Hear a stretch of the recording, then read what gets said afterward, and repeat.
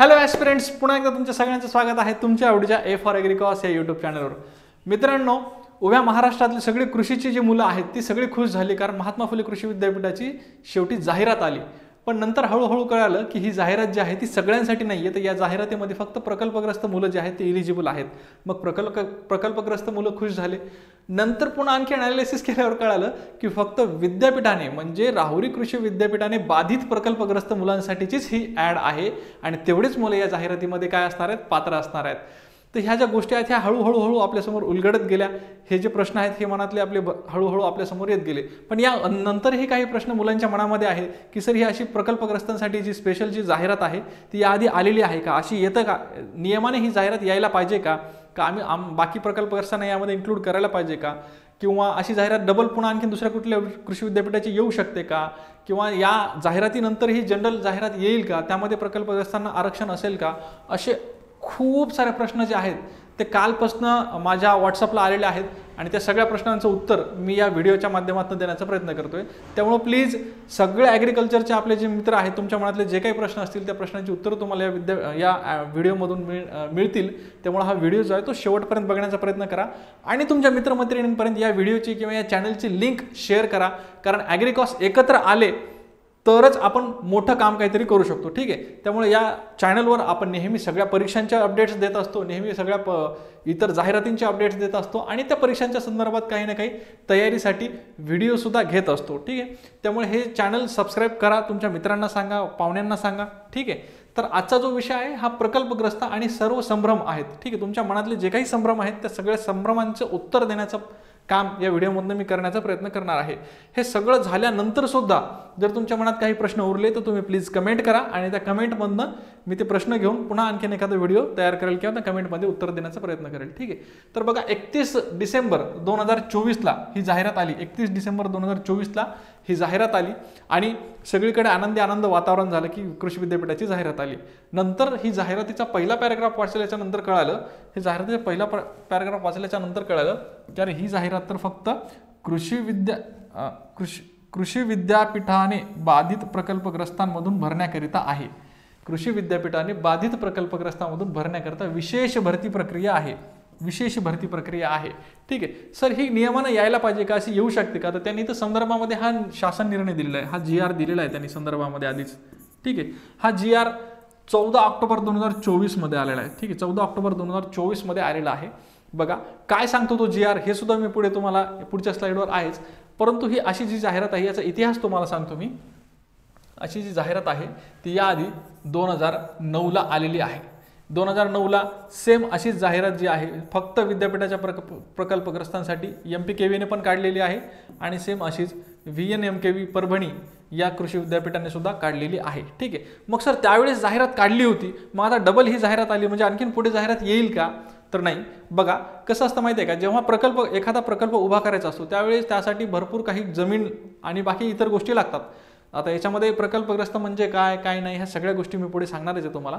पण ज्यावेळेस एखादा व्यक्तीची काही ना काही मालमत्ता, जमीन ही गोष्ट आपण घेतो, एक सरकार म्हणून ते घेतं, त्यावेळी ते त्या व्यक्तीला प्रकल्पग्रस्त म्हणून काही आश्वासनं दिली जातात, काही त्यांना त्याचं कंपेन्सेशन दिलं जातं. तर ते कंपेन्सेशनच्या स्वरूपामध्ये कधी पैसे दिले जातात आणि कधी पैशासोबत हे पण सांगितलं जातं की तुमच्या घरातील या प्रकल्पामध्ये आम्ही कोणातरी एका व्यक्तीला नक्की शासकीय नोकरी देऊ, अशा प्रकारचं त्यावेळेस आश्वासन दिलेलं होतं त्या व्यक्तींना. मग प्रकल्पग्रस्त स्वतः या त्या गोष्टीचा लाभ घेऊ शकतात किंवा त्यांच्या मुलाला देऊ शकतात किंवा त्या नातवाला सुद्धा ते म्हणजे रक्ताच्या नात्यामध्ये ते कुणालाही रेफर करू शकतात की मी प्रकल्पग्रस्त आहे, माझी जमीन दिलेली आहे आणि त्यामुळं माझ्या या मुलाला किंवा नातवाला तुम्ही या शासकीय नोकरीमध्ये सामावून घ्या. ठीक आहे. तर अशा प्रकारे 2009ला ही जेव्हा भरती झाली होती त्यावेळेस सुद्धा काही लोक आणखीन प्रकल्पग्रस्त जे आहेत ते या बाबीपासून वंचित राहिले होते, त्यांना लाभ मिळायचा राहिला होता. त्यांची शैक्षणिक पात्रता नसेल किंवा त्यांची वयाची पात्रता नसेल किंवा काही अडचणी असतील, त्यामुळे प्रकल्पग्रस्त जे आहेत हे आणखीनही राहुरी कृषी विद्यापीठाचे बाकी होते, ज्यांना शासकीय नोकरीमध्ये सामावून घेणं बाकी आहे. हालाकी कृषी विद्यापीठाची स्थापना 1968ला झालेली आहे, तेव्हापासूनच्या भरतीमध्ये जे आहे यांना रिझर्वेशन आहे. तरी पण ही अशी जी भरती आहे ही सेपरेट काढण्यामागचं कारण जे आहे ते असे आणखीन लोक बाकी होते ज्यांना प्रकल्पग्रस्त म्हणून, विद्यापीठाचे प्रकल्पग्रस्त म्हणून त्यांना शासकीय नोकरी देण्याचं जे आश्वासन दिलं होतं ते पूर्ण करणं बाकी होतं. त्यामुळं त्यामुळे काय केलं, 14 ऑक्टोबर 2024ला एक सेपरेट GR काढला आणि अशी भरती प्रक्रिया एक सेपरेट तुम्ही राबवा आणि ती एक विशेष भरती प्रक्रिया म्हणून ती बाब जी आहे ती राबवा असं या GR मार्फत सांगण्यात आलं आणि या GR मार्फत ही जाहिरात आलेली आहे. तर या जाहिरातीचा इतिहास आहे का, तर आहे. 2009ला अशा जाहिराती परभणी कृषी विद्यापीठ आणि राहुरी कृषी विद्यापीठ दोन्ही ठिकाणी आलेल्या होत्या. यावर्षी मात्र मला असं वाटतं की अनुशेष जो आहे 2024-25 मध्ये अकोला विद्यापीठ PDKV आणि राहुरी विद्यापीठ या दोन ठिकाणी होता. तर राहुरीने तर जाहिरात काढली, कदाचित अकोल्याची येऊ शकते. अकोला विद्यापीठामध्ये जर कोणाची जमीन गेलेली असेल, तिथले कोणी प्रकल्पग्रस्त असतील तर त्यांच्यासाठी अशी जाहिरात येऊ शकते. ठीक आहे. प्रकल्पग्रस्त बऱ्याच वेळा म्हणलोय मी, पण त्याची शासकीय व्याख्या काय आहे, त्याची व्याख्या आहे की ज्या व्यक्तींची शासकीय कामासाठी खाजगी मिळकत, त्यांची प्रायव्हेट प्रॉपर्टी काही पण असो, ठीक आहे, काही पण असो, टेबल खुर्ची, घर बांधकाम, प्लॉट, रिकामा शेती, काही असू, ठीक आहे, त्यांची खाजगी मिळकत असेल, मालमत्ता असेल किंवा जमीन असेल, जेव्हा संपादित होते, कशासाठी, शासकीय कामासाठी जेव्हा संपादित होते, त्या व्यक्तीला प्रकल्पग्रस्त असं म्हणतात. ठीक आहे. मग आता हे धरण बांधणं एक शासकीय काम आहे, कृषी विद्यापीठ उभं करणं शासकीय काम आहे, एखादं एक मोठं कॉलेज उभं करणं हे शासकीय काम आहे, एखादं मोठं हॉस्पिटल उभं करणं हे शासकीय काम आहे, एखादा रस्ता बांधणं हे शासकीय काम आहे. अशा कामामध्ये कुठं का होईना, पण तुमची जमीन असेल, तुमचं घर असेल, तुमचा प्लॉट असेल, तुमची दुसरी कुठलीही प्रायव्हेट प्रॉपर्टी जर शासनाला द्यावी लागली असेल तर तुम्ही प्रकल्पग्रस्त म्हणून ते एक प्रमाणपत्र जे आहे ते तुम्हाला मिळू शकतं. ठीक आहे. प्रकल्पग्रस्त असं तुम्हाला म्हणलं जाऊ शकतं. प्रकल्पग्रस्त या कॅटेगरीमध्ये तुम्ही येऊ शकता. मग ही जी जाहिरात आहे, आणखीन थोडं पुढे बघूया. खाजगी मिळकत, मालमत्ता किंवा जमीन जेव्हा संपादित झाली स्वतः किंवा त्यांनी नामनिर्देशित केली, बरं मग आता प्रकल्पग्रस्त जो व्यक्ती असतो, समजा XYZ या व्यक्तीची जमीन या धरणासाठी दिलेली, तर मग त्या व्यक्तीलाच लाभ भेटतो का, तर त्यावेळेला त्या मोमेंटला पैशाचा काही लाभ दिला असतो तो या व्यक्तीला भेटतो. पण भविष्यामध्ये सुद्धा हा जर धरण झालं तर याच्यामुळे जे काही फायदा होणार आहे बाकीच्या लोकांना त्यापेक्षा जास्त थोडासा तुम्हाला करून देऊ. म्हणजे इथं जर काही वॅकन्सी निघल्या, काही जागा निघल्या, तर त्या जागांमध्ये, त्या शासकीय नोकरीमध्ये तुम्हाला सामावून घेऊ असं त्यावेळेस एक दिलेलं आश्वासन असतं. त्या सरकारकडनं त्या वेळी काहीतरी आश्वासन दिलेलं असतं. तर तसंच आश्वासन जे आहे ते कृषी विद्यापीठांनी दिलेलं आहे की तुमच्या जमिनी आम्ही घेतोय, तुम्हाला पैसे तर देऊच, त्या बदल्यात काही जमिनी दिलेल्या आहेत त्यावेळेस, मला असं आठवतं परभणीच्या लोकांना. तर त्याच्याही पलीकडे जाऊन जेव्हा कृषी विद्यापीठामध्ये जागा निघतील त्यावेळेस तुमच्या लोकांना, म्हणजे ज्यांनी जमिनी दिल्यात त्यांना आम्ही प्राधान्याने घेऊ असं आश्वासन दिलं होतं. मग प्रकल्पग्रस्त स्वतःच त्या जागेला अप्लाय करू शकतो का, नाही. तसं जर असतं तर हे विद्यापीठांची स्थापना बघा 1968ची आहे. 1968चा आता कोण आता राहिलेला असणार आहे. ठीक आहे. ज्यावेळेस जमीन त्यांच्या नावावर होती तर ते कोणी आता, अर्धे लोक तर राहिले पण नसतील. ठीक आहे. अर्धे लोक जे असतील ते आता नोकरी करण्याच्या हिशोबात नसतील. त्यामुळं याच्यात नामनिर्देशित करण्याचं सुद्धा असतं. ठीक आहे. म्हणजे जो व्यक्ती प्रकल्पग्रस्त आहे तो स्वतः त्या गोष्टीचा लाभ घेऊ शकतो किंवा नामनिर्देशित करू शकतो. नामनिर्देशित कोणालाही करू शकतो का, हा माझा शेजारचा मुलगा आहे, हा माझा मावशीचा मुलगा आहे, असं नाही. रक्ताच्या नात्यामध्ये म्हणजे तो त्याच्या मुलीला किंवा मुलाच्या मुलाला किंवा मुलीच्या मुलाला तो नामनिर्देशित करू शकतो. ठीक आहे. तर नॉमिनेशन करू शकतो. आता आज ही जी जाहिरातीमध्ये जो कोणाला फायदा होईल ना, मला असं वाटतं की 80 ते 90% जे आहेत ते ज्यांनी ज्यावेळेस जमीन दिली त्यांचे नातू असणार आहेत आता इथून पुढे. ठीक आहे. सगळे मुलं किंवा नातू असणार आहेत. ठीक आहे. सो ही 1968 ची स्थापना आहे. तर त्यावेळेस ज्यांनी जमीन दिल्यात त्यांचे मुलं किंवा नातू ते नामनिर्देशित करून या गोष्टीचा आता फायदा घेऊ शकतात. ठीक आहे. तर हे जे प्रकल्पग्रस्त आहेत हे जनरल प्रकल्पग्रस्त झाले. याच्यामध्ये कुठल्याही बाबीसाठी तुम्ही शासनाला जमीन दिली असेल तर तुम्ही प्रकल्पग्रस्त आहात. पण ही जी जाहिरात आहे ही सगळ्यांसाठी नाही आहे. ही कोणासाठी आहे, ही फक्त विद्यापीठाला, राहुरी कृषी विद्यापीठाला तुम्ही जर जागा दिलेली असेल तर तुम्ही या जाहिरातीमध्ये इलिजिबल आहात. मग विद्यापीठाला जेव्हा जाहिरात तुम्ही जमीन दिलेली आहे म्हणजे फक्त राहुरीमधलीच का, नाही. राहुरी कृषी विद्यापीठाअंतर्गत एखादं कृषी विज्ञान केंद्र असेल, एखादं रिसर्च स्टेशन असेल, एखादं कॉलेज असेल, धुळे कॉलेज असेल, पुणे कॉलेज असेल, कोल्हापूर कॉलेज असेल, त्यांचे फील्ड एक्सपेरिमेंटसाठी घेतलेले त्यांनी शेतं असतील, असे विद्यापीठाअंतर्गत जे काही 10 जिल्हे येतात, ठीक आहे, 10-12 जिल्हे येतात, त्या सगळ्या जिल्ह्यामधून जिथं जिथं कृषीचं खातं आहे, म्हणजे कृषीचं खातं म्हणजे महात्मा फुले कृषी विद्यापीठाअंतर्गतचं खातं आहे, तिथं जर तुम्हाला एखाद्या रिसर्च स्टेशनसाठी वगैरे तुम्ही जमीन दिलेली असेल तरी सुद्धा तुम्ही या जाहिरातीमध्ये इलिजिबल आहात. म्हणजे याचं कार्यक्षेत्र कुठं आहे, जेवढं काही राहुरी कृषी विद्यापीठाचं कार्यक्षेत्र आहे 10 जिल्ह्याचं, त्या 10 जिल्ह्यामध्ये जर तुम्ही विद्यापीठाच्या कामासाठी, मग रिसर्च स्टेशन असेल, कॉलेज असेल, मी पुन्हा सांगतोय, जर तुम्ही जमीन दिलेली असेल तर तुम्ही या जाहिरातीमध्ये इलिजिबल आहात. राहुरी अंतर्गत म्हणजे फक्त राहुरीमध्ये दिलेली जमीन नाही, तर कधी कोणी धुळे कॉलेजला पण दिलेली असेल, कोणी पुणे कॉलेजला दिलेली असेल, कोणी कोल्हापूर कॉलेजला जमीन दिलेली असेल, एखाद्या रिसर्च स्टेशनला तुम्ही जमीन दिलेली असेल, तर ते तुम्ही सगळे या जाहिरातीमध्ये इलिजिबल आहात. बघा हा जो शासन निर्णय झाला होता, या शासन निर्णयाची ही स्क्रीनशॉट आहे. ठीक आहे, हा रिसेंटली शासन निर्णय केला होता. जसं की तुम्हाला सांगितलं 2009च्या भरतीनंतरही काही जागा उरल्या होत्या त्यांच्या नावच्या आणि ते लोकही काही राहिले होते. त्यामुळं हा शासन निर्णय डबल एकदा 2024मध्ये प्रयत्नांनी ऑक्टोबरमध्ये काढून घेतला आणि त्या शासन निर्णयामध्ये या सगळ्या गोष्टी त्यांनी दिलेल्या आहेत. या शासन निर्णयात त्यांनी काय दिलेलं आहे, राज्यातील कृषी विद्यापीठातील गट क आणि गट ड हे महत्त्वाचे बरं का. गट क आणि गट ड म्हणजे ग्रुप सी अँड डी, गट क आणि ड संवर्गातील रिक्त पदे त्याच कृषी विद्यापीठाने बाधित प्रकल्पग्रस्तांमधून भरण्याकरिता विशेष भरती प्रक्रिया राबविण्यास एक विशेष बाब म्हणून मान्यता देण्यात येत आहे.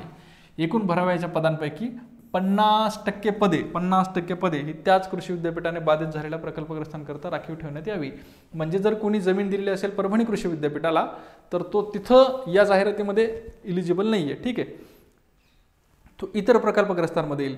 त्याच विद्यापीठाला जर तुम्ही जमीन दिली असेल तर तुम्ही इलिजिबल आहात. ठीक आहे, गट क आणि ड संवर्गातील पदं जी आहेत ती 50% पदं ही त्याच विद्यापीठाला जमीन ज्यांनी दिलेली आहे त्या बाधित प्रकल्पग्रस्तांमधून भरण्यात यावी असं या GR मध्ये सांगितलेलं आहे. ठीक आहे, या GR नुसार त्यांनी जाहिरात काढलेली आहे.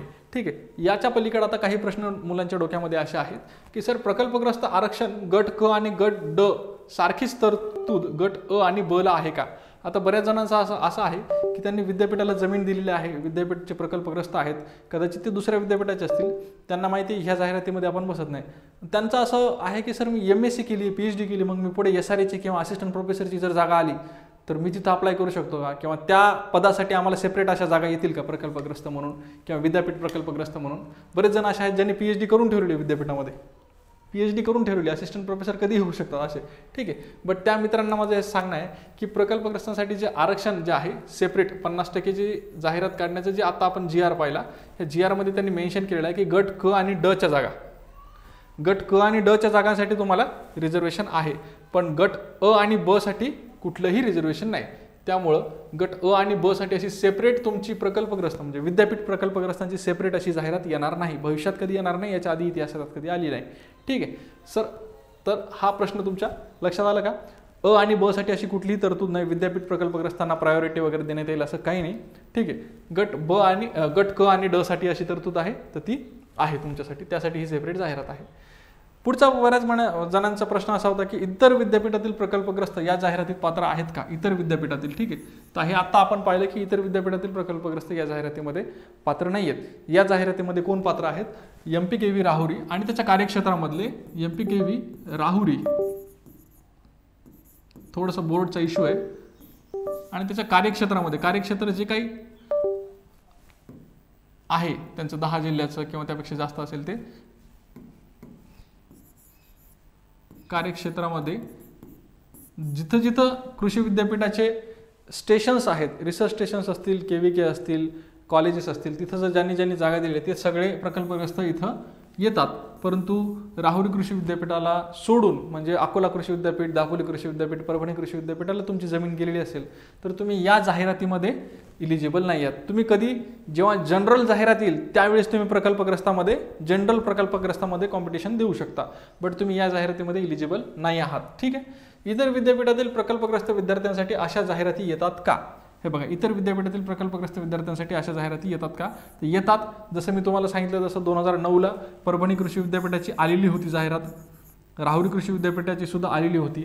अकोला विद्यापीठामध्ये हा अनुशेष भरायचा राहिलेला असेल तर तिथलीही येईल. दापोली कृषी विद्यापीठातला जर अनुशेष भरायचा राहिला असेल तर तिथली येईल, बट माझ्यामध्ये दापोली परभणीचा अनुशेष भरलेला आहे. ठीक आहे, हे काय ही सेपरेट जाहिरात का काढायची काय माहिती आहे का तुम्हाला. कारण दरवेळेस असं होतं की जाहिरात काढतं विद्यापीठ, मग जागा भरल्या जातात आणि जॉईनिंगच्या वेळेस हे जे प्रकल्पग्रस्त आहेत यांचा हक्क कुठेतरी दाबल्या गेल्यासारखं वाटतं आणि मग ते कोर्टात जातात आणि मग ती जॉईनिंग होत नाही. त्यामुळे कृषी विद्यापीठाची भरती प्रक्रिया ही नेहमी 3 वर्ष, 5 वर्ष, 8 वर्ष अशी लटकत राहिलेली आहे. कदाचित आता हा जो नवीन बदल केला आहे किंवा हे जे पाऊल उचललंय राहुरी कृषी विद्यापीठाने की आधी प्रकल्पग्रस्तांना समाधानी करून टाकायचं म्हणजे पुन्हा कोर्टात कोणी जाणार नाही. तर हे त्यासाठी म्हणजे जाहिरातीचा कालावधी जो आहे तो कमी करण्यासाठी, लवकर जॉईनिंग देण्यासाठी हा त्यांनी उपाय अवलंबला असेल असं वाटतं. ठीक आहे. सो इतर विद्यापीठातील प्रकल्पग्रस्त विद्यार्थ्यांसाठी अशा जाहिराती येतात. ठीक आहे, येतात.